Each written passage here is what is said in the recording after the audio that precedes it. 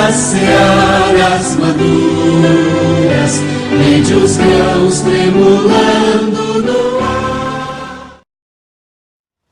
Olá, meus queridos irmãos, minhas irmãs, é com satisfação que cumprimento a todos e mais essa oportunidade de abrirmos a Palavra de Deus e continuarmos o nosso estudo, o Escatologia versão 5.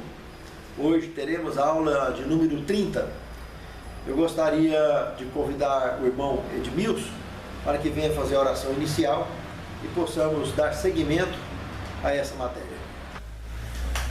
Oremos. Santo e eterno Pai, te agradecemos ao Senhor por mais uma vez estarmos aqui reunidos, ó Pai, para estudarmos a Tua Palavra. Amém. Agradecido, ó Pai, pela vida, pela saúde, pelas bênçãos que o Senhor nos concede. Amém. Te pedimos, ó Senhor, o Teu Espírito Santo nesse momento que esteja aqui conosco, Amém. para iluminarmos, ó Senhor, Amém. para que venhamos entender mais da Tua Palavra. Amém. Que venha iluminar o nosso irmão Rafael, tá com as pessoas também que irão assistir essa aula, ó Senhor. Amém. Que o Senhor venha perdoar nossos pecados, em nome de Jesus. Amém, Senhor.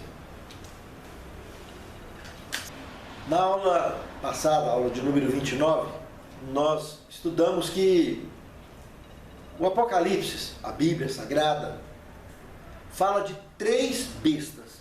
Não tem como trabalhar, entender, interpretar as profecias bíblicas, principalmente as apocalípticas, não percebendo esses 3 elementos quando se trata do poder que a Bíblia chama de besta.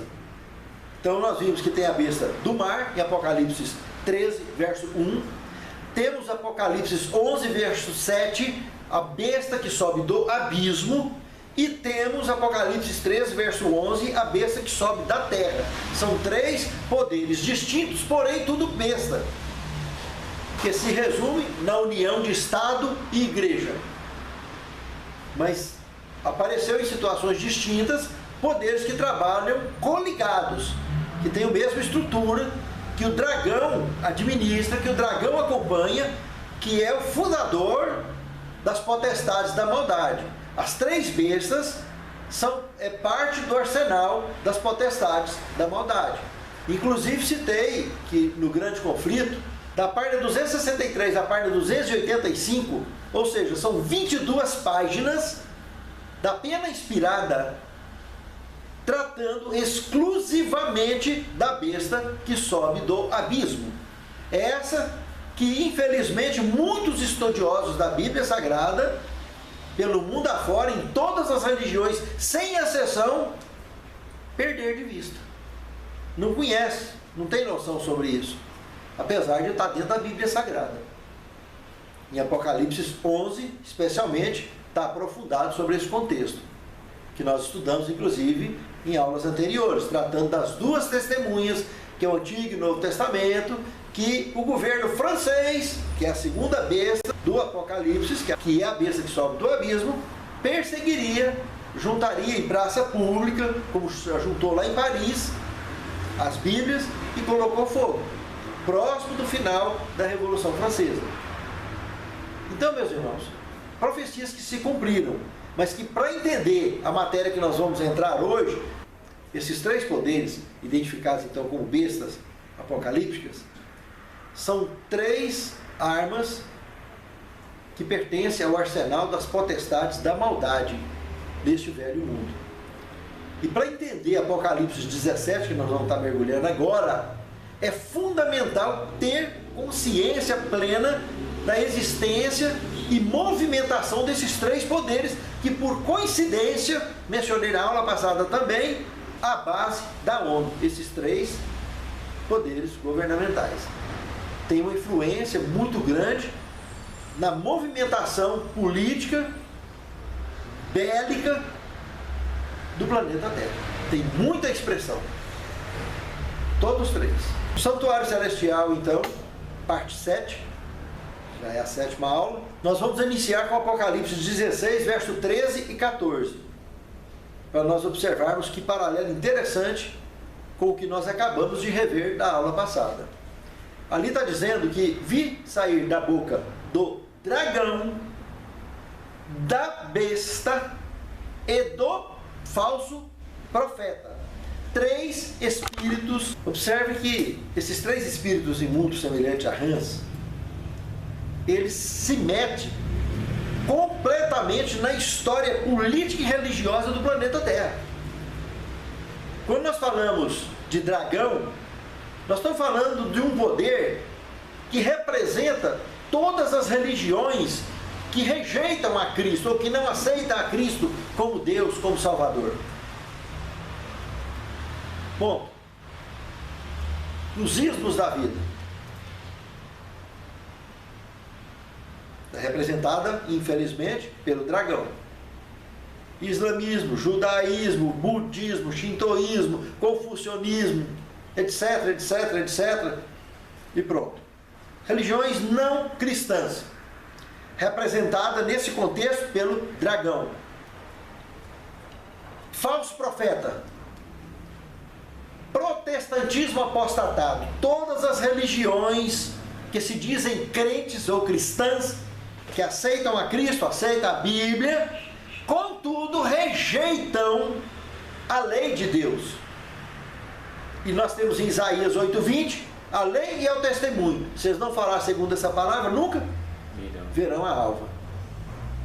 Característica da divindade, lei e testemunho.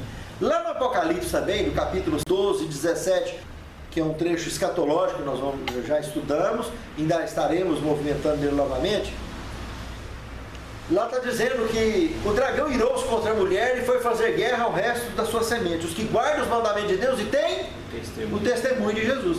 E lá no capítulo 19, o verso 10, a última parte do verso, fala que o testemunho de Jesus é o espírito de profecia. Então, tanto que Isaías falou lá no capítulo 8, verso 20, quanto o que João falou em Apocalipse 12, 17 e 19, 10, está tratando do mesmo contexto.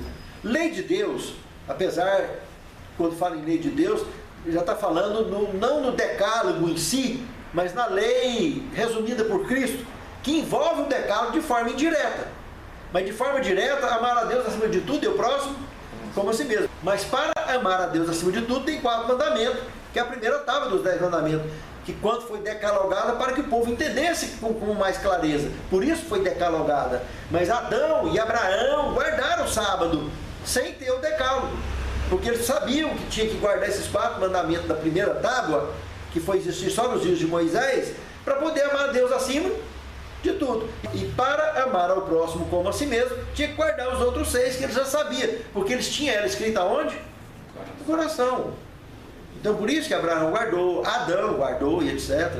Mas nos dias de Moisés teve que decalogar e colocar em pedra, que apesar de ter os papiros, os pergaminhos, não adiantou. As tabletas, placas de barro, que também, tipo azulejo que eles usavam para poder escrever, nada disso adiantava se não fosse uma pedra, porque a pedra ficaria bem claro o sinônimo de eternidade que tem com relação à lei de Deus. Que inclusive Cristo, lá em Mateus capítulo 5, versos 17 ao 19, ele fala: não penseis que eu vim abolir a lei ou os profetas, que é o Antigo Testamento. Não vim abolir, mas eu vim cumprir. Porque em verdade vos digo que até que os céus, no plural, até que os céus e a terra passem, nem um jota e nem um tio é para ser tirado da lei sem que tudo seja cumprido. E qualquer coisa que tirar qualquer um desses mandamentos, por menor que seja, e ensinar os homens, será considerado ínfimo pelo reino dos céus. Mas que os guardarem e ensinar, será considerado grande. Gostaria de citar mais um só para fechar, que é 1 João capítulo 2, verso 3, 4 e 7, que fala: aquele que diz que conhece a Deus e não guarda os seus mandamentos é um mentiroso, e com ele não está a verdade. Não vos dou mandamento novo, mas um mandamento antigo que desde o princípio tivesse. Bom, então isso aí, não precisa de mais conversa. Poderíamos ficar aqui aulas e aulas e aulas, ou horas e horas e horas, tratando desse assunto, não tem como sair. Então, falso profeta são as religiões que aceitam a Cristo como Deus, como Filho de Deus, como Salvador, mas não aceitam a sua lei. E ele diz que se me amardes, guardareis os meus mandamentos. Então, se nós dissermos que amamos a Deus, mas não guardamos os seus mandamentos, o que João falou que é? Mentiroso. Então, tá aí, é uma questão muito séria, a questão do mandamento. Então, quando envolve mandamento, é muito sério. Então, protestantismo apostatado é a representação clara desse falso profeta, que também tem um espírito imundo semelhante a rã, o qual está sendo usado pelas potestades da maldade para manter o povo dentro dessas igrejas enganado. Mas Deus tem gente dele em todas as religiões do mundo, como o diabo também tem. Para colocar gente perdida em qualquer lugar, em qualquer religião do mundo, tem gente que não está trabalhando para Deus, tem gente que está trabalhando para Satanás. E tem gente de Deus em tudo quanto é religião do mundo, em todas elas. Mas no momento certo, todo mundo vai ter seu encontro com a verdade e com o Espírito Santo, vai ter que tomar decisão. Uns por amor, outros pela dor. Mas todo mundo vai ter sua oportunidade. Então, nós falamos de um dos espíritos imundos semelhante a rã, representando o dragão, outro representado então pelo falso profeta, e agora o besta. Quando fala nesse besta, nós estamos falando de 3. Ponto. Os 3 poderes. Só que esses 3 espíritos imundos semelhantes a rãs, não se esqueça de uma coisa. O verso 14 do capítulo 16 está dizendo que eles vão ao encontro dos reis da terra para os congregarem em batalha para o grande dia do Armagedon. Irmãos, isso aí envolve poderes muito amplos das potestades da maldade. São poderes que não é nada diante de Deus, mas diante de nós é muita coisa, diante de nós que somos mortais. Existem sociedades secretas, como estruturas maçons e vinculados, desde os gêneros mais brandos e ingênuos até os mais obscuros. Sociedades essas metidas com toda a estrutura religiosa do planeta Terra, que eles têm um projeto de agregação de cristãos, tem projeto de agregação com não cristãos, ou seja, tem comida para todo tipo de gosto, para todo tipo de boca. O fato é que tem evoluções ali dentro, mistérios tratados ali dentro e planos absurdos de controle de população da humanidade, de controle de domínio político sobre a face da terra, controle em cima das guerras, tentativa de controle absoluto do planeta. Mas por trás de tudo tem uma mente satânica, o príncipe das trevas, coordenando tudo isso de onde quer que ele esteja. Potestades da maldade envolve diversos poderes, inclusive religiosos. Nós que estamos estudando a palavra de Deus, meus irmãos, nós precisamos de estar ligados a todo esse tipo de movimentação. Prestar atenção, abrir os olhos, e a palavra de Deus vai colocando a gente em dia com tudo. Porque esse livro está à frente do nosso tempo, muito à frente do nosso tempo. Com essa abertura, já ficou claro o caminho, ou a trilha, para entender Apocalipse 17. Apocalipse 17 nos ajudará a entender mais profundamente o período da igreja de Tiatira que nós estamos ainda estudando. Essa igreja representada por Jezabel dentro do contexto de Tiatira, que tinha características de prostituição e de perversão religiosa absoluta. Essa é a característica representada por esse período de Tiatira, que vai desde o ano de 538 da era cristã até o ano de 1798, ou seja, os famosos 1260 anos ou dias da Bíblia Sagrada, que são anos na realidade, que foi o período da supremacia papal. Então é muito importante entender esse contexto. E Apocalipse 17, mergulharemos no contexto para entender sobre a mulher impura, relatada na Bíblia Sagrada, tratando da igreja impura. Então preste bem atenção. A mulher pura fechou no verso 17 do capítulo 12, como aquela que guarda os mandamentos de Deus e tem o testemunho de Jesus Cristo. Ela não só guarda, como ensina. Entende? Agora essa aqui é o avesso de tudo isso. Ela não guarda, porque ela é identificada, é classificada como alguém que desobedece. Pelo contrário, ela foi a responsável pela mudança da lei de Deus, através de um documento chamado Catecismo Dominical. No verso 1 ao verso 3 do capítulo 17, no capítulo 17, do verso 1 em diante, está dizendo o seguinte: veio um dos 7 anjos, que tinha 7 taças, e falou comigo, dizendo: vem, mostrar-te-ei a condenação da grande meretriz, ou da grande prostituta, que se assenta sobre muitas águas, com a qual se prostituíram os reis da terra, e os que habitam sobre a face da terra se prostituíram com o vinho da sua prostituição. Veja que coisa curiosa.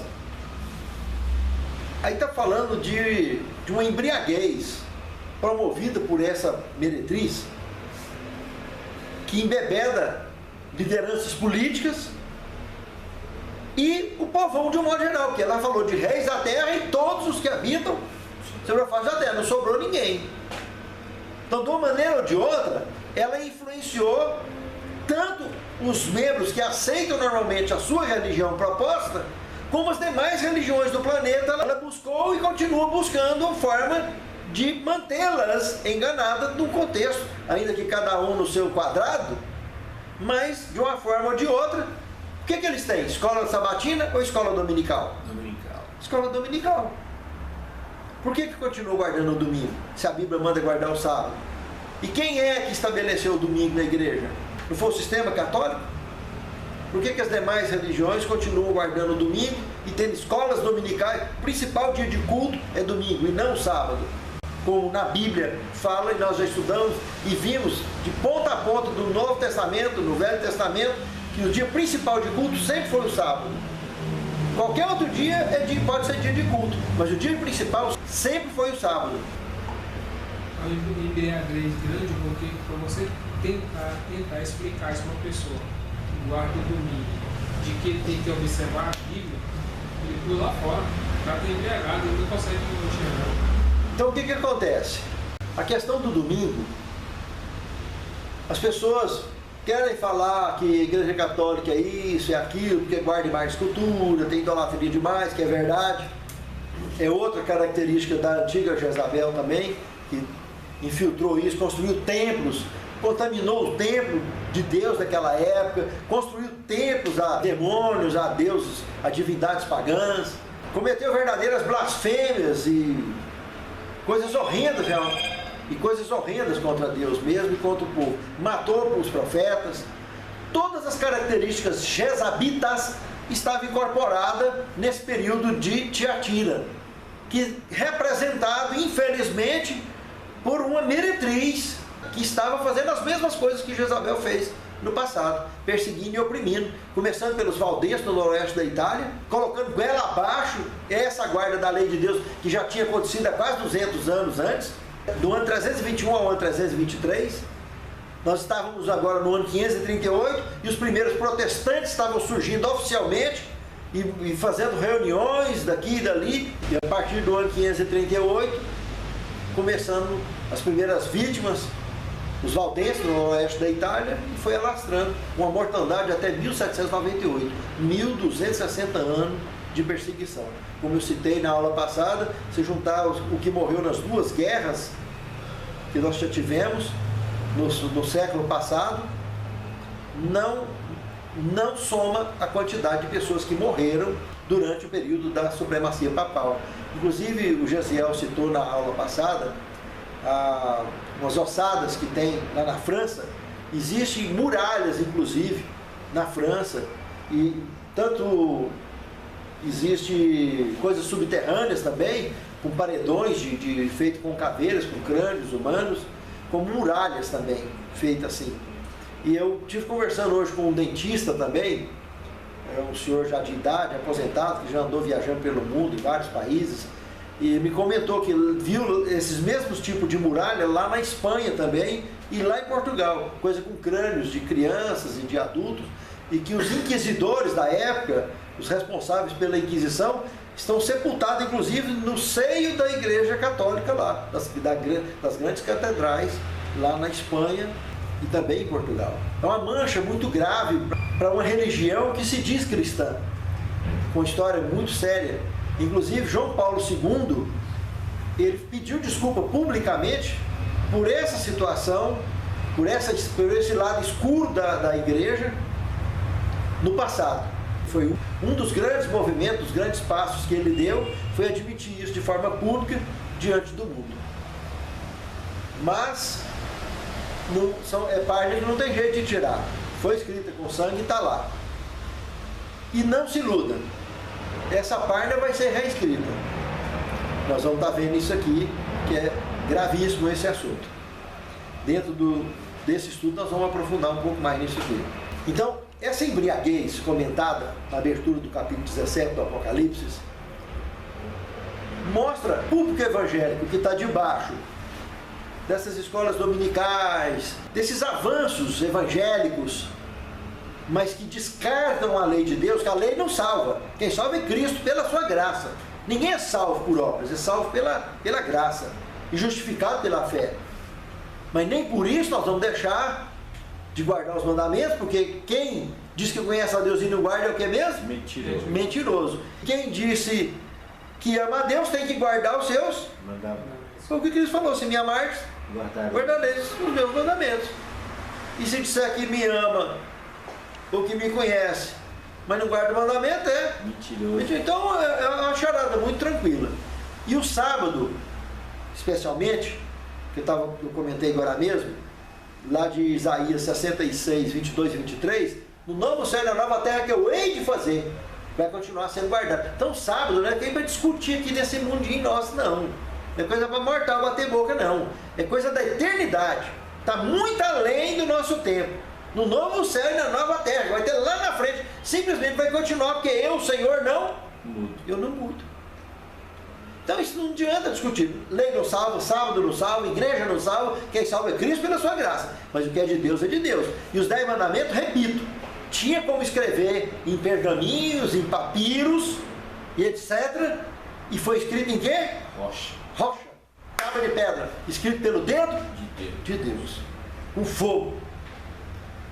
E essas duas tábuas, segundo o Apocalipse, está lá no céu. E vai passar ela no céu, no desfecho desse conflito. Nós vamos estar vendo isso no final. Mas é grave esse assunto, muito grave. No verso 3, da abertura do capítulo 17, então, do Apocalipse, tem um paralelo que envolve profecia, envolve história, porque já aconteceu, envolve profecia, porque foi avisado que ia acontecer, e aconteceu, virou fato histórico. E tem algo muito importante ali, metido ali dentro. Ele me levou em espírito a um deserto, aonde eu vi a meretriz montada nas costas da besta, e ele cita qual das 3? Aqui tem 7 cabeças e 10 chifres. Ele está falando de qual? A besta do mar. Do mar. Aqui tinha 7 cabeças e 10 chifres. Apocalipse 13, verso 1. Então está falando exatamente do poder político religioso de Roma. Nós estamos falando do início da década de 80, quando Ronald Reagan recebeu João Paulo II lá nos Estados Unidos. Ele ajoelhou no chão, o Papa beijou o chão americano e o Ronald Reagan beijou a mão do Papa. Presta atenção no que eu vou falar agora. Ronald Reagan, que era o presidente nesse ano, era maçom do 3º grau. O vice dele, que ia subir e ficar 2 mandatos, era maçom do último grau da maçonaria, 33º grau, George Bush. E que quando George Bush, pai, saiu 2 mandatos, entra o filho dele e fica mais 2. Todos 2 de alto escalão na maçonaria. Nós estamos falando de quê? Quando houve esse encontro nos Estados Unidos, desses 2 personagens, tem um motivo muito claro do porquê eles se encontraram. Nós vamos estar vendo agora nos próximos versos. Tinha algo a ver com o envolvimento desse sistema religioso com o sangue deles mesmos e com a marca antiga de matança contra os servos de Deus.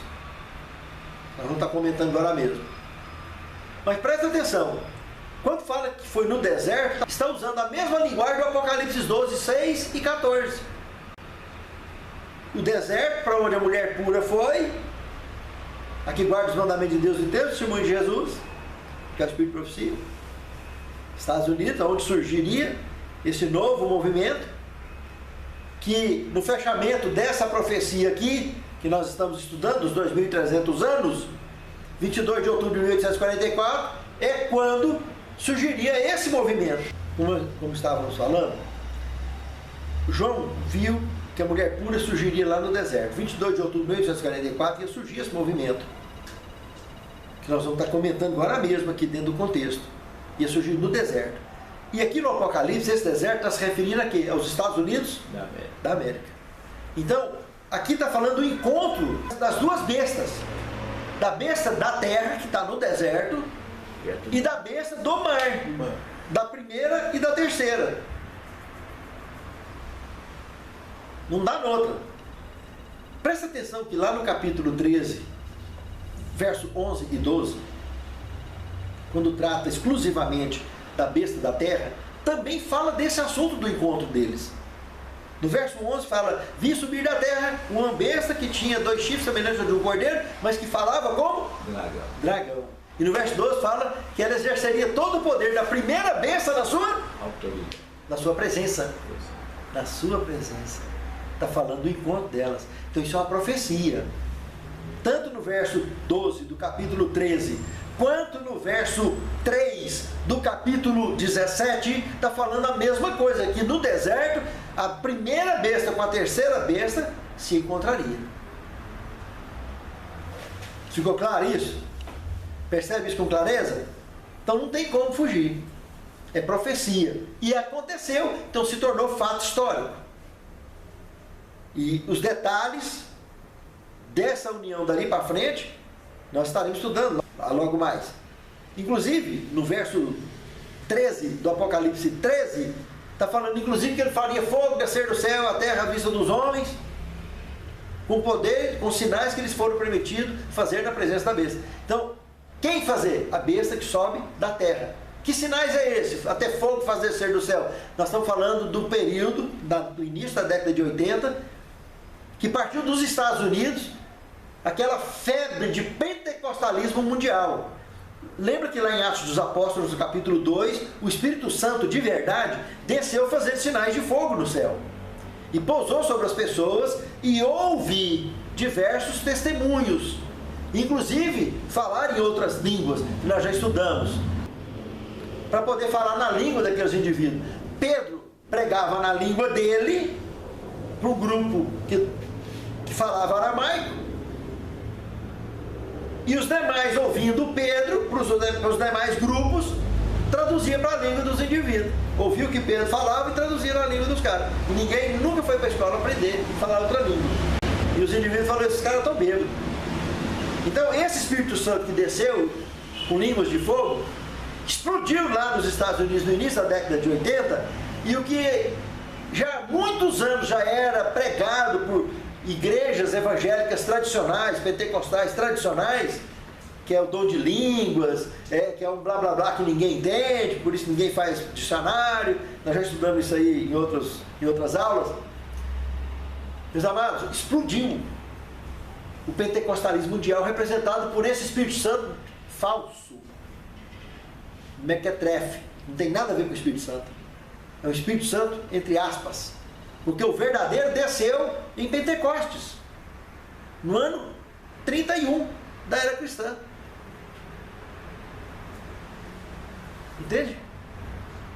Aquele Espírito Santo que desceu lá é o que está fazendo trabalho missionário até hoje. Desceu em forma de chuva temporã, e hoje, nos nossos dias, a qualquer momento, ele vai dobrar o seu poder, conhecido como chuva serôdia, para que a igreja novamente faça as mesmas coisas que fizeram lá naquele dia, mas com mais poder e com mais rapidez, para fechar a pregação do evangelho a todo o povo, tribo e língua. Mas lá estourou isso, nessa época, e saiu na televisão aqueles negócios de dedo de ouro, os estádios, alguns movimentos religiosos que hoje estão muito poderosos, tem até banco, caixa eletrônica dentro da igreja, dono de banco. Então, esses caras carregando saco de dinheiro nas costas, e aquele negócio, e aí apareceu um pentecostalismo mais tranquilo, que pode tudo, é bem sossegadinho, mais tranquilo as regras. Então são formas de embriaguez do que nós acabamos de comentar, que se estabelece tanto no falso profeta, que é esse meio evangélico que despreza, ou que ignora, ou que não conhece a lei de Deus e seu verdadeiro sentido. E o espírito de profecia também, no seu verdadeiro sentido, que é o sentido bíblico. Então é muito sério esse assunto. Novamente vai se levantar profetas dentro da igreja, a qualquer momento, com o padrão da chuva serôdia que vai cair. Moços, velhos, todos terão visões e sonhos. Isso vai acontecer em larga escala, para fechar. Como seres celestes estará conosco, nos protegendo, nos guardando, nos conduzindo em diversas situações, como foi também nos dias apostólicos. A mesma coisa, isso vai se repetir. Só que os últimos movimentos serão bem mais rápidos. Vai desfechar com mais rapidez todo o desfecho bíblico do grande conflito entre o bem e o mal. Do verso 4 ao 6, tem uma caracterização muito interessante aí, uma identificação dessa meretriz. Mostra que ela estava vestida de ouros, pedras preciosas, pérola, e na sua testa estava escrito o nome, mistério, Babilônia, a mãe das meretrizes da terra. Gente, presta atenção. Aqueles 3 espíritos imundos semelhantes a rãs que nós comentamos, é como se nós formássemos aqui agora uma arca, um navio gigantesco, e dividisse em 3 compartimentos, em 3 partes desse navio: dragão, besta e falso profeta. E lá em cima pusesse uma bandeirola de identidade desse navio, chamado o quê?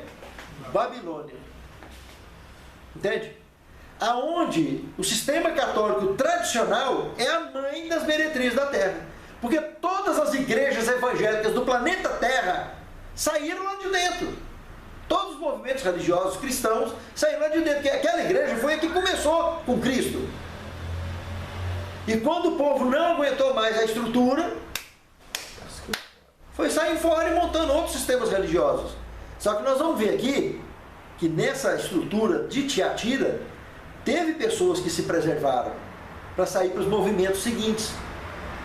Em todos os movimentos, em todos os períodos da igreja cristã, das 7 igrejas do Apocalipse, tinham e tem pessoas contaminadas com o mundanismo, que não quer nada, como eu disse, com a verdade.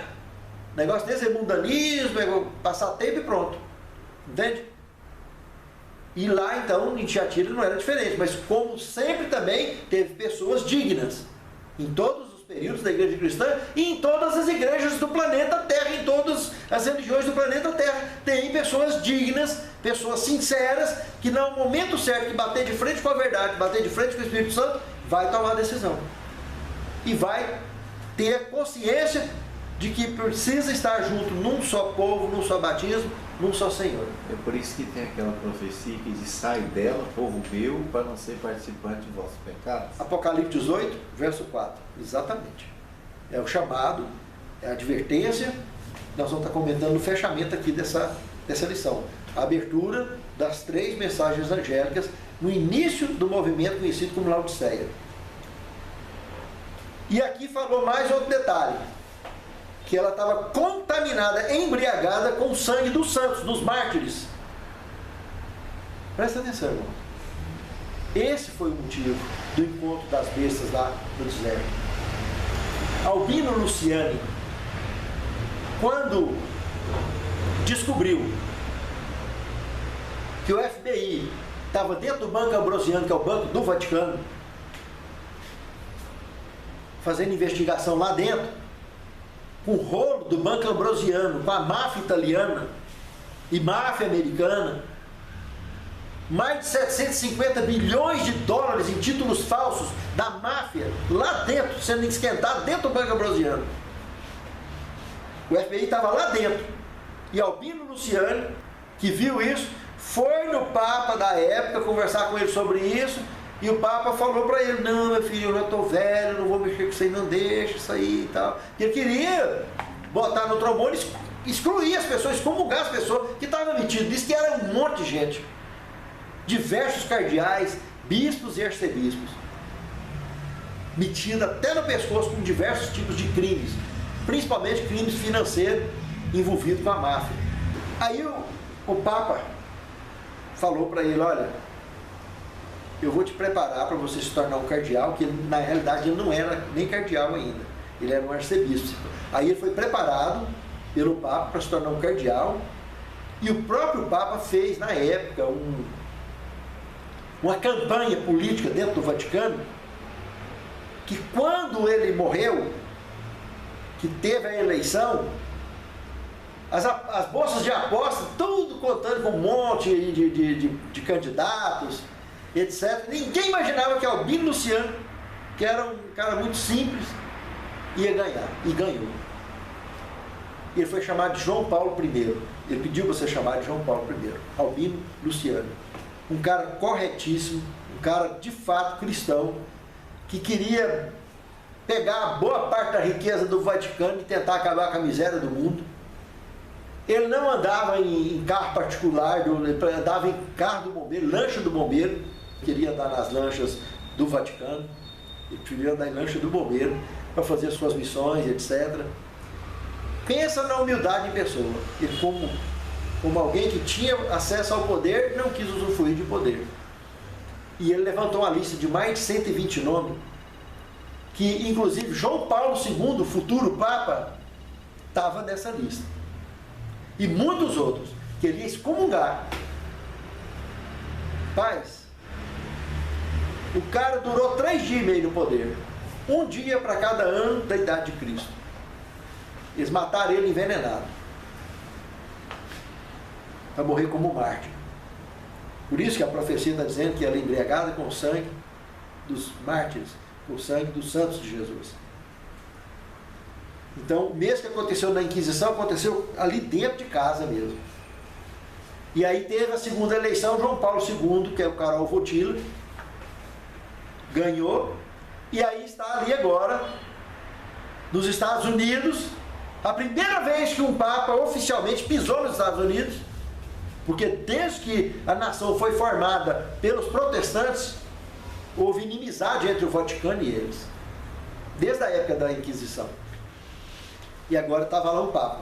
Só que quando João Paulo II pisou lá dentro, já tinha, apesar das encíclicas proibir o uso de anticoncepcional, no mundo inteiro as mulheres eram proibidas de usar anticoncepcional, se usasse tinha que confessar com o padre, nas igrejas. A maior fábrica de anticoncepcional do mundo estava nos Estados Unidos e era do Vaticano, era do Banco Ambrosiano. Quando Karol Wojtyła pisou lá dentro, Papa João Paulo II. Dentre vários outros escândalos, como a descoberta, por exemplo, da P2, a maior loja maçônica do planeta Terra, Rito York, Rito Escocês, base P2, que o Papa Negro é o líder da P2, que é a ordem jesuíta, que hoje, em 2020, nós temos um Papa de ordem jesuíta que está ocupando a batina branca. E é um Papa que veio da batina preta, ou seja, conhecido como Papas Negros. Então nós temos um que podia ser Papa Negro e é Papa Branco. Então tem o Papa Negro e o Papa Branco. Se vocês entrarem na internet e estudar sobre Papa Negro, vocês vão ver que tamanho de escândalo que é. A ordem jesuíta, que surgiu durante a Idade Média, surgiu com o propósito de fortalecer o exército das unidades secretas da igreja, inclusive envolvido até no pescoço com a unidade maçom, que é os Cavaleiros de Malta, Templários, os Illuminatis também, tudo envolvido dentro dessa estrutura, que o Papa Negro é a base da P2, é o líder, é o cabeça da P2. Ele, através da ordem jesuíta, tem a missão de limpar a sujeira da Igreja Católica no mundo inteiro. Remanejar papa, remanejar padre daqui para lá, metido com pedofilia, com não sei com o que, papapá, aquele monte de coisa. E limpar a sujeira. Então, é um assunto muito sério, existe muito documentário, existe muita história e existe muita abafa, muito cala-boca. Mas é assunto gravíssimo, é assunto seríssimo. As potestades da maldade tem coisa terrível, maldades que nós não temos noção. A alimentação transgênica que nós temos no planeta Terra hoje, queira ou não, é uma forma de controle habitacional. Porque a fábrica de câncer que explodiu desde que está os transgênicos no mercado mundial, já há quase 30 anos, explodiu. E o câncer tem matado. E se falar hoje, achou a cura do câncer, já quebra um monte de laboratório, os principais do planeta, que vive basicamente de remédio de câncer. E quebra muito governo também, que depende, infelizmente, da corrupção de órgãos públicos metidos até o pescoço com a área da saúde, que é o que mais se promete: saúde, educação, alimentação, segurança, e é o que menos oferece na hora da prática, quando ganha. Então tem muita gente sincera, querendo observar, querendo cumprir, querendo fazer, mas até hoje o que a gente mais vê, infelizmente, é o avesso. Tem a promessa, mas na hora de cumprir só pensa em si mesmo, não pensa nos demais. Mas, irmãos, vocês viram que tem o porquê. David Allen, que era então o maior investigador vivo na época, ele foi contratado pelo baixo clero do Vaticano para concluir com as investigações e para bater a prova final, bater o martelo final desse grande, maior escândalo do planeta Terra dentro da Igreja Católica, que foi o assassinato de João Paulo I, ou Albino Luciano. Tinha que exumar o cadáver. E aí está o porquê que João Paulo II foi parar nos Estados Unidos. O único poder do mundo que podia impedir essa exumação era justamente o governo americano. E Ronald Reagan fez isso.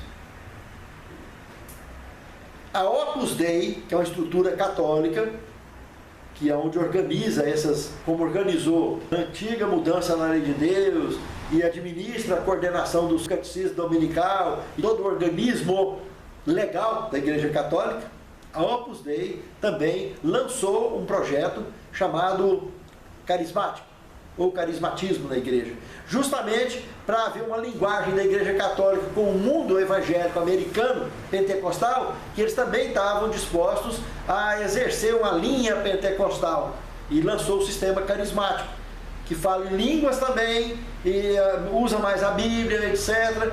É como se o evangelho partisse um ícone dentro da Igreja Católica para manter uma linha evangélica ali dentro. E com isso segurou também muitos cristãos que já vinham saindo de rodo para as igrejas evangélicas. Conseguiu com isso filtrar um pouco mais. Isso foi uma estrutura planejada pela Opus Dei dentro da Igreja Católica. Quando o Papa foi nos Estados Unidos, já matou tudo junto. Então, David Allen não pôde exumar o cadáver, isso não pôde ser comprovado, mas ele escreveu um livro chamado Em Nome de Deus. Se você procurar na internet, Em Nome de Deus, você vai conseguir esse livro, de David Allen. Ele morava na Inglaterra, mas era um católico praticante, e ele foi um investigador que cuidou e lançou essa obra com diversos documentos comprovando que tanto, inclusive, até em 1995, Paul Marcinko, que era o banqueiro de Deus na época desse escândalo, ele foi preso e morreu na cadeia. E um tanto de gente que suicidou dentro de cadeia, suicidou em cabeça de ponte, o tanto de gente que eles mandaram matar para apagar e arquivar. Mas foi uma lástima. Mas explodiu, deu uma reviravolta dentro da Igreja Católica, por causa da investigação dele, que a sujeira foi no ventilador e pegou muita gente. Deu muita dor de cabeça. E até hoje está dando pano com água para eles poderem segurar a onda. Do versículo 7 ao versículo 9 tem como interpretar. Se descartar as 22 páginas do grande conflito, que é uma luz menor para entender uma luz maior. 22 páginas falando sobre o movimento da França nesse período, perseguindo as Bíblias. E ela comenta, inclusive, da ordem jesuíta, lá no grande conflito. Ela entra em detalhes sobre isso. E que hoje, na época, ela não conhecia que tinha o Papa Negro. Já naquela época. Inácio de Loyola foi o primeiro que movimentou há mais de 100 anos antes dela nascer, da irmã White. Irmãos, é muito sério esse assunto. Mas ela conheceu a ordem jesuíta e falou dela, revelada por Deus. Aqui diz o seguinte: são também 7 reis. Presta atenção. 5 já caíram. Quem estava escrevendo? João. Então, se ele diz que 5 já caiu, nós temos que falar os governos que dominou o mundo antes dele. Egito, Assíria, Babilônia, Medo-Pérsia e Grécia. Um ainda existe, ele está comentando aí. Roma, Império Romano. Desde o ano 168 a.C. e dominaria até o ano 476 da era cristã. Roma. Então João falou, um ainda existe. Então você falou que 5 já caiu, um ainda existe, nós já chegamos no 6º poder. E o 7º que vai surgir, vai a perdição e vai surgir o 8º que é do 7. Gente, como é que coisa fácil de entender.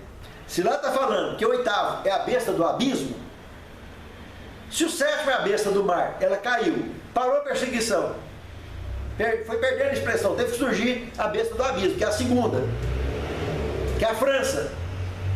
E lá foi aonde se manifestou com maior impacto, chegou a ter 10 papas, inclusive papisas, lá na França. Foi aonde mais foi intensificado, quando criou a guilhotina, estimulada pela ordem jesuíta, inclusive, quando surgiu, o sangue dos cristãos começava a correr como uma enxurrada nos meio-fios, que os esgotos corriam a céu aberto. Então presta atenção. O 7º iria à perdição e viria o 8º, que é do 7. Então está falando de besta. Se João quisesse continuar falando, ele podia dizer que também tinha a 9ª, mas que também é do 7. Porque besta é a união de Estado e Igreja. Tanto faz se manifestar na forma francesa, na forma vaticana ou na forma americana. Governo político religioso americano, evangélico, ou francês, ou vaticano. Pronto. Não tem como fugir disso aqui. Então, os pretensos estudiosos da Bíblia, que querem ensinar sobre as bestas apocalípticas e descarta a besta do abismo, começa a falar, não, isso aí é tantos papas que veio, deixou de ter, 5 que caiu, 2 que vem, e confusão, tudo doideira, que não tem base bíblica nenhuma para isso, não tem base teológica nenhuma. No livro Grande Conflito que eles têm, ou ele está usando o condensado, ou está usando o antigo e arrancou as páginas, 22 páginas e jogou fora, que tem no Grande Conflito, que é sério esse assunto. Porque ignorar a besta do abismo e sair falando que isso aí são papas que surgiriam, isso aí é completamente ignorância bíblica absoluta. Para voltar para o jardim da infância, os que ensinam e os que acreditam nisso, para aprender a Bíblia direito. Então, é muito sério esse assunto. E aqui ficou bem claro, se prestar atenção, quem estava escrevendo, 5 caiu, 1 ainda existe, outro vai vir, vai para a perdição, que é a besta do mar, vai vir o 8º, que é a do abismo, mas é do 7. Pronto, não tem discussão. No verso 12 fala de uma reunião que duraria 1 hora profética, em que os 10 povos bárbaros, representados pelos 10 chifres da besta, daria poder para ela, concordaria pacificamente dela ter domínio. Nós estamos falando de Justiniano, que deu no ano 533, ele deu a cidade de Roma para o Papa. Éramos, vândalos e ostrogodos não concordaram com isso. Eles já estavam em pleno domínio da Europa dividida que nós conhecemos hoje. O Império Romano Ocidental, que tinha caído, se tornado a Europa em 10 países, isso aconteceu em 476, em 536 já tinha muitos anos, já estava estabelecido. Mas em 533, o imperador Justiniano decretou que o Papa seria o cabeça das santas igrejas da terra e que todas as igrejas do planeta seriam submissas a ele, e deu a cidade de Roma para o Papa. Quando ele fez isso, começou uma discordância desses 3, mas até 538, enquanto eles não puderam fazer muita coisa, teve essa reunião, que aí aborda, que duraria uns 15 dias, que é 1 hora profética, e consequentemente desfechou, após essa reunião, desfechou numa discordância dos 3 povos bárbaros. E aí nós fomos para Daniel capítulo 7, verso 8, que fala que estava olhando isso, quando dos 10 chifres daquele animal esquisitão, caíram 3 e nasceu uma ponta pequena, no lugar dos 3, que tinha olho como olho de gente e uma boca que falava grandiosamente. E lá no verso 25 fala que ali ia cuidar e mudar os tempos e a lei de Deus, etc. Então já estava dando um histórico que desde 323 da era cristã já vinha acontecendo com Constantino, mudança de calendário também, e finalmente o que ia acontecer a partir de 538, quando o último dos 3 caíram, que foi os ostrogodos, aí a profecia ficou ampla de Daniel, verso 8 e o verso 25 do capítulo 7. E os santos serão entregues na mão durante um tempo, 2 tempos, metade de um tempo. Ou seja, 1260 anos de perseguição estaria oficialmente iniciado. Que é o que nós temos também no verso 13 do capítulo 17 de Apocalipse, fechando esse contexto de unanimidade, entregando realmente esse poder e revestindo o Papa da época, então, de autoridade para fazer o que fez durante o período da supremacia papal. Papa atrás de Papa ia nascendo durante 1260 anos, perseguindo e matando protestantes. Que só uma embriaguez consegue manter as pessoas dentro dessas igrejas até hoje, uma embriaguez que não deixa ver a verdade que está na Bíblia de todo mundo, só tem uma Bíblia. E como que a pessoa está vendo e não consegue se desprender? Fica encantado.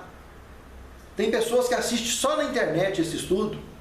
Eu tenho um grande amigo meu, inclusive, que assiste e não consegue se desprender, porque com medo de ofender o pastor dele. Assiste, sabe da verdade, aceita a verdade, conhece a verdade, chegou na porta da empresa dele, colocar lá que ia guardar sábado. E o pastor, todo o pastor pegar no pé dele, ele voltou a abrir. E colocou o pneu lá, tampando o sábado lá. Ele ficou fechado dia de sábado um monte de tempo. Até o pastor descobrir e fazer ele abrir de novo. Sabe, irmãos, é muito sério esse assunto. Uma situação muito interessante a gente observar que existe essa embriaguez brava. Dentro da igreja católica, então, nem se fala.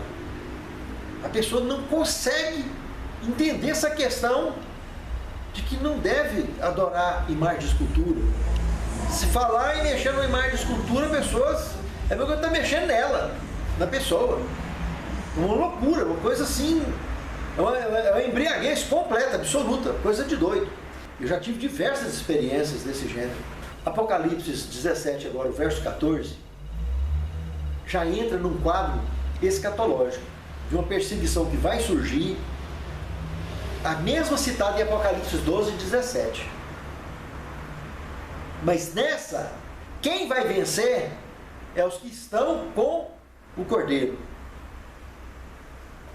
Eles combaterá contra o Cordeiro, mas quem vai vencer é o Cordeiro e os que estão com ele. É o que está mencionado no verso 14.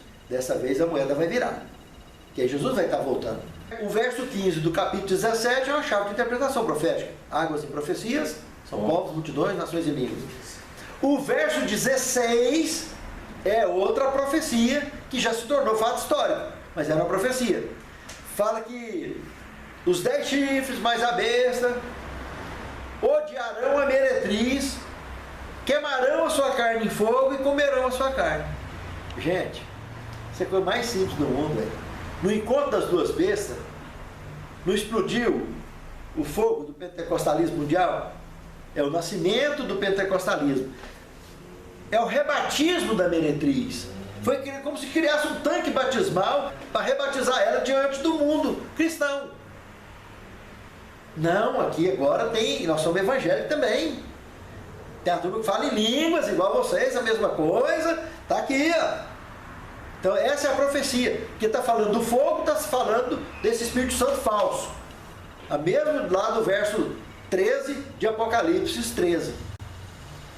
De maneira que até fogo faz descer do céu à vista dos homens, para que fosse enganado. Poder, sinais.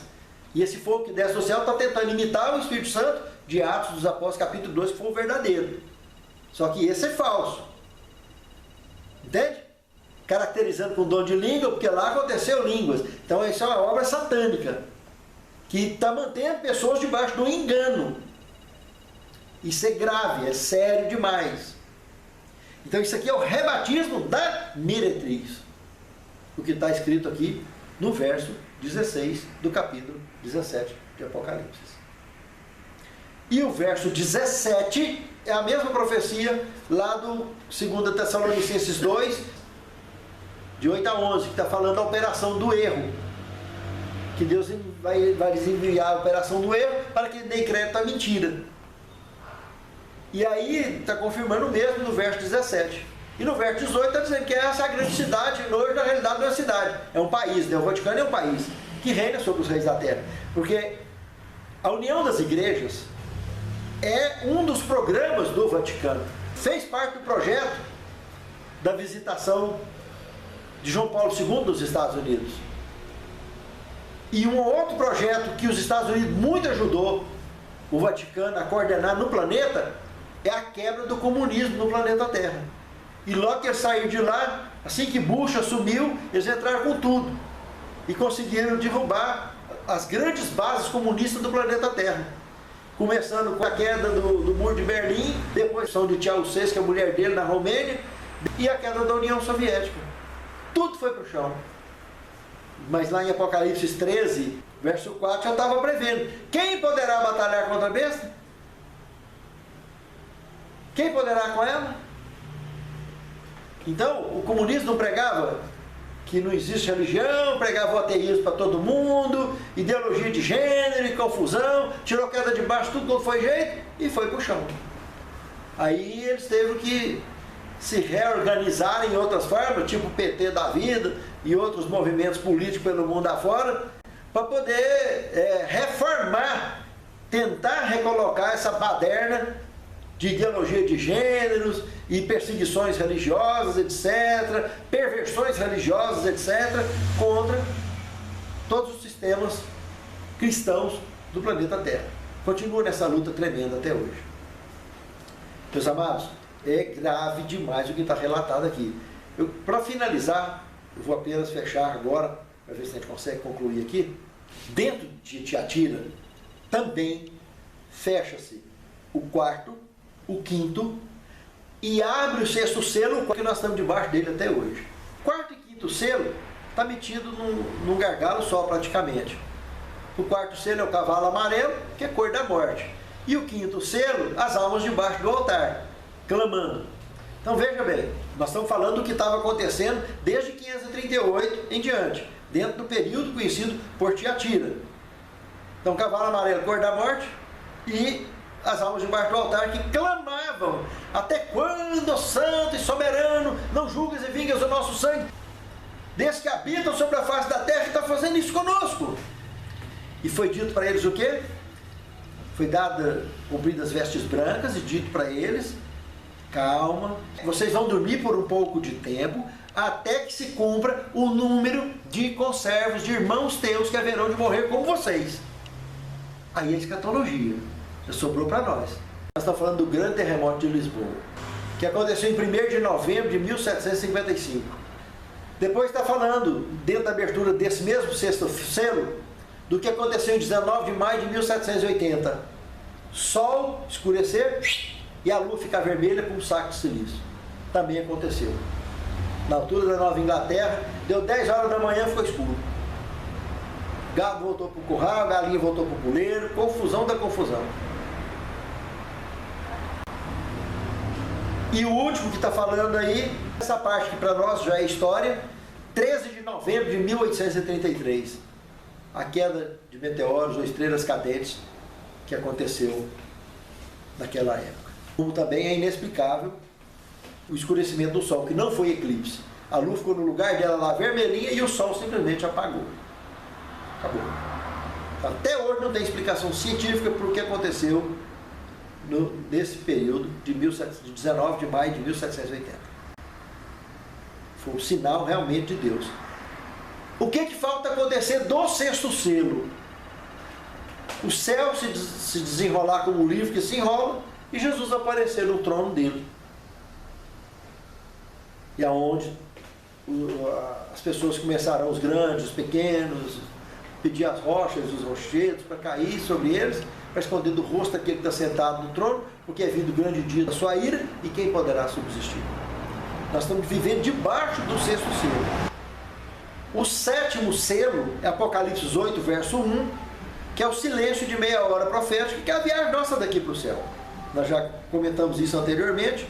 Isso é escatológico, deve estar no futuro, quando Jesus voltar. É a nossa viagem de volta para o céu. As trombetas, quinta e sexta trombeta, foram abertas também dentro desse período de Tiatira, com o primeiro e o segundo ai também, que está relacionado com o quê? Entre 622 a 1449, nós temos a conquista dos sarracenos, que as trombetas estão envolvidas com guerras, com conquistas. Trombeta sempre era usada como símbolo de guerra. Pode ser que esse assunto das trombetas nós tenhamos que rever muita coisa sobre isso ainda nas revelações de Deus para conosco. Esses estudos são estudos de grandes estudiosos que levantaram sobre isso, e nós temos tradicionais estudiosos com muitas obras, como Estudos Bíblicos, que é antigo, que temos na obra, que dá detalhes vinculados na história de ter se cumprido dentro desse contexto que nós estamos apresentando agora. Mas, como a Bíblia está à frente do nosso tempo, pode ter mudanças sobre esse contexto. Mas o que temos até hoje de esclarecimento sobre isso é o que estamos apresentando aqui. É o que é mais seguro da interpretação bíblica sobre o tema. Boa noite, moça. Esse período também é o período que trata do contexto da queda de Constantinopla. Vocês lembram da gente falar da queda do Império Romano Ocidental, 476. Agora, nesse período aqui, começa a surgir o movimento de Maomé, muçulmanos, etc. E aí, automaticamente, movimentos de guerra que derrubaria também Constantinopla, que era a sede oriental do Império Romano, que é da parte oriental, e cairia também. Está relacionado com o contexto de 6 trombetas que está fechando agora dentro da igreja de Tiatira. Nós comentamos agora da quinta trombeta e o primeiro ai. E a sexta trombeta e o segundo ai, a conquista dos turcos de 1453 a 1840. Olha, já estamos encostando na Laodiceia. Também continua o assunto do tema da queda de Constantinopla dentro dessa sexta trombeta, como estava na quinta também. Teve também a história de 4 sultanatos dentro dessa sexta trombeta, relacionado com esse contexto. E a sétima trombeta, a sétima, vai ser a autorização final para o selamento na terra. E aqueles anjos que seguram os 4 ventos, liberar para cair as 7 últimas pragas. Nós vamos estar estudando mais adiante um pouquinho. Essa vai ser a sétima trombeta. Então nós estamos debaixo da sexta trombeta, nós estamos debaixo do sexto selo apocalíptico e estamos vivendo no 7º período da igreja cristã. 22 de outubro de 1844, fecha esse contexto então da igreja. Então veja bem, nós estudamos Tiatira, aí entramos agora então em 1798 na igreja conhecida como Sardes. Sardes era o 6º fundamento dos muros relacionados lá em Apocalipse capítulo 21, verso 20. Irmãos, por questão de tempo, nós vamos deixar para finalizar essa aula na próxima aula. Vamos ficar de pé e encerrarmos o coração? Santo Deus, muito obrigado pelo que aprendemos da Tua Palavra até aqui. Santifica-nos a Tua Palavra, que a Tua Palavra é a verdade. Capacita-nos a compreensão e a nos preparar para cumprir com a missão que Tu tens confiado a cada um de nós. Te pedimos essas bênçãos agradecidos em nome de Jesus. Amém. Contemplai as searas maduras, vede os grãos tremulando no ar. Eis a voz do Senhor com temor, os filhos